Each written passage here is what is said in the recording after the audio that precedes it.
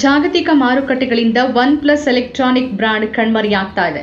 AI, ಹೆಚ್ಚುತ್ತಿರುವ memory chip ಬೆಲೆ, ಒಪ್ಪೋದ ಪುನರ್ರಚನೆ, ಆಪಲ್ನ ಕಾನೂನು ಹೋರಾಟ ಮತ್ತು ಬದಲಾಗ್ತಿರುವ ಸ್ಮಾರ್ಟ್ಫೋನ್ ಆರ್ಥಿಕತೆ ಇವೆಲ್ಲವೂ ಅದನ್ನ ಮೂಲೆಗೆ ತಳ್ಳಿವೆ. ಸುಮಾರು 6 ತಿಂಗಳ ಹಿಂದೆ ಒನ್ ಪ್ಲಸ್ ಇಂಡಿಯಾ ಮುಖ್ಯಸ್ಥರು ಕಂಪನಿ ಮೊದಲಿನಂತೆ ಭಾರತದಲ್ಲಿ ಕಾರ್ಯನಿರ್ವಹಿಸೋದನ್ನು ಮುಂದುವರಿಸುತ್ತೆ ಅಂತ ಹೇಳ್ಕೊಂಡಿದ್ರು.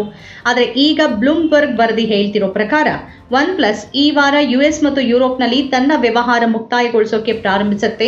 2027ರ ಹೊತ್ತಿಗೆ ಭಾರತದಲ್ಲೂ ಅದರ ಕತೆ ಮುಗಿಯುತ್ತೆ. 2014ರ ಡಿಸೆಂಬರ್ನಲ್ಲಿ ಒನ್ ಪ್ಲಸ್ ತನ್ನ ಮೊದಲ ಫೋನ್ ಅನ್ನ ಭಾರತದಲ್ಲಿ ಬಿಡುಗಡೆ ಮಾಡಿತು. ಆಪಲ್ ಮತ್ತು ಸ್ಯಾಮ್ಸಂಗ್ ಫೋನ್ಗಳಲ್ಲಿ ಕಂಡುಬರುವ ಅದೇ ವೈಶಿಷ್ಟ್ಯಗಳನ್ನ ಅರ್ಧದಷ್ಟು ಬೆಲೆಗೆ ನೀಡೋದು ಅದರ ಉದ್ದೇಶವಾಗಿತ್ತು. ಹಾಗಾಗಿ ಫ್ಲಾಗ್ಶಿಪ್ ಕಿಲ್ಲರ್ ಅಂತಾನೆ ಹೆಸರಾಗಿತ್ತು. ಭಾರತದಲ್ಲಿ ಅದು ವ್ಯಾಪಕವಾಗಿ ಜನಪ್ರಿಯವಾಯಿತು. ಕಂಪನಿಯ ಪ್ರಕಾರ 2014ರಿಂದ ಭಾರತದಲ್ಲಿ 12 ಮಿಲಿಯನ್ಗಿಂತಲೂ ಹೆಚ್ಚು ಒನ್ ಪ್ಲಸ್ ಫೋನ್ಗಳು ಮಾರಾಟವಾಗಿವೆ. ಆದರೆ 2026ರ ಹೊತ್ತಿಗೆ ಸನ್ನಿವೇಶ ಬದಲಾಗಿದೆ. ಒನ್ ಪ್ಲಸ್ ಕಣ್ಮರೆಯಾಗ್ತಿದೆ ಅಂದರೆ ಜನ ಅದನ್ನು ಖರೀದಿಸ್ತಿಲ್ಲ ಅಂತಲ್ಲ.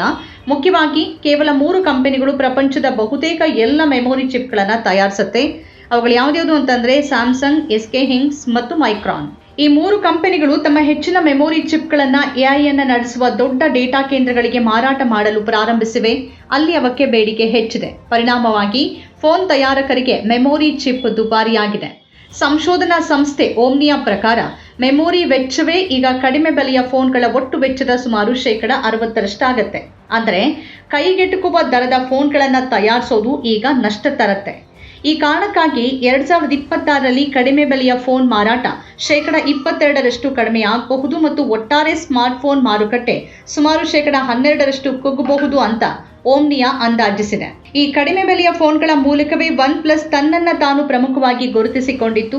ಮತ್ತೊಂದು ಸಮಸ್ಯೆ ಏನು ಅಂತಂದ್ರೆ ಒನ್ ಪ್ಲಸ್ ವಾಸ್ತವವಾಗಿ ಒಪ್ಪೋದ ಅಂಗಸಂಸ್ಥೆಯಾಗಿದೆ ಮತ್ತು ಒಪ್ಪೋ ಸ್ವತಃ ನಷ್ಟಗಳು ಮತ್ತು ಹೆಚ್ಚುತ್ತಿರುವ ವೆಚ್ಚಗಳಿಂದಾಗಿ ಸಮಸ್ಯೆ ಎದುರಿಸುತ್ತಿದೆ. ಆದ್ದರಿಂದ ಒಪ್ಪೋ ತನ್ನ ಎಲ್ಲ ಮೊಬೈಲ್ ಬ್ರ್ಯಾಂಡ್ಗಳನ್ನು ಮರುಸ್ಥಾಪಿಸಲು ನಿರ್ಧರಿಸಿದೆ. ಬ್ಲೂಮ್ಬರ್ಗ್ ವರದಿ ಪ್ರಕಾರ ಭಾರತ ಸೇರಿದಂತೆ ಚೀನಾದ ಹೊರಗಿನ ಬಹುತೇಕ ಎಲ್ಲ ಮಾರುಕಟ್ಟೆಗಳಿಂದ ಒನ್ ಪ್ಲಸ್ ಹೊರ ಹೋಗಲಿದೆ. ಹಣಕಾಸಿನ ನಿರ್ಬಂಧಗಳು ಒಂದು ಕಡೆಯಾದರೆ ನ್ಯಾಯಾಲಯಗಳಲ್ಲೂ ಹಿನ್ನಡೆ ಉಂಟಾಗಿದೆ. ಆಗಸ್ಟ್ 2025ರಲ್ಲಿ ಆಪಲ್ US ನ್ಯಾಯಾಲಯದಲ್ಲಿ ಒಪ್ಪೋ ವಿರುದ್ಧ ಮೊಕದ್ದಮೆ ಹೂಡಿತು. ಆಪಲ್ ವಾಚ್ನಲ್ಲಿ ಕೆಲಸ ಮಾಡ್ತಿರುವ ಇಂಜಿನಿಯರ್ ಚೆನ್ ಶಿ ಕೆಲಸ ಬಿಡುವ ಮೊದಲು 63 ಗೌಪ್ಯ ದಾಖಲೆಗಳನ್ನು USB ಡ್ರೈವ್ಗೆ ನಕಲಿಸಿದ್ದಾರೆ ಅನ್ನೋ ಆರೋಪ ಇದೆ. ಆತ ಒಪ್ಪೋದ US ಸಂಶೋಧನಾ ಕೇಂದ್ರಕ್ಕೆ ಭೇಟಿ ನೀಡಿದ್ದಾಗಿ ಅದು ಹೇಳ್ತಾ ಇದೆ. ಒಪ್ಪೋ ಈ ಆರೋಪವನ್ನು ನಿರಾಕರಿಸಿದೆ. ಯಾವುದೇ ಆಪಲ್ ರಹಸ್ಯಗಳನ್ನು ಕದ್ದಿಲ್ಲ ಅಂತ ಹೇಳ್ಕೊಂಡಿದೆ. ಇನ್ನು ರಾಜಕೀಯವಾಗಿ ಹೇಳೋದಾದರೆ ಯುಎಸ್ನಲ್ಲಿ ಚೀನಿ ಬ್ರ್ಯಾಂಡ್ ಫೋನ್ ಮಾರಾಟ ಮಾಡೋದು ಎಂದಿಗಿಂತಲೂ ಹೆಚ್ಚು ಕಷ್ಟಕರವಾಗಿದೆ. ಭಾರತದಲ್ಲಿ ಚಲಾವಣೆಗಳು ಈಗಾಗಲೇ ಕಾಣಿಸತೊಡಗಿದ್ವು. ಅನೇಕ ಒನ್ ಪ್ಲಸ್ ವಿಶೇಷ ಮಳಿಗೆಗಳು ಮುಚ್ಚಿದ್ವು.